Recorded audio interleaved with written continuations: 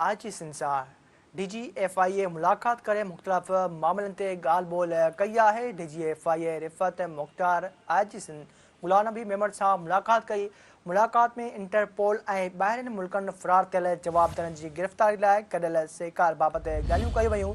DGFIA IG Sindh के फरार थियल जवाबदारनि की गिरफ़्तारी लाइ सेकार फराहम करण की खातिरी कराई। हिन अहम ख़बर का अवां खे आगंद पिया हलूं त IG सिंध सां DGFIA मुलाकात करे मुख्तलिफ मामलों ते ॻाल्हि ॿोल कई है।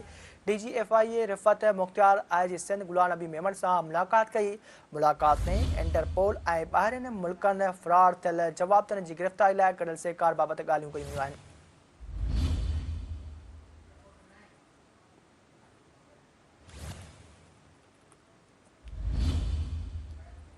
नाज़रीन अहम ख़बर का अवां खे आगंद पिया हलूं त IG सिंध सां DGFIA मुलाकात करे मुख्तलिफ मामलों ते ॻाल्हि ॿोल कई है।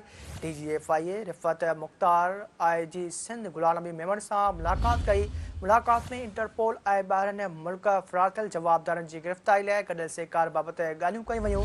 DGFIA IG सिंध के फरार थियल जवाबदारनि की गिरफ़्तारी लाइ सेकार फराहम करण की खातिरी कराई।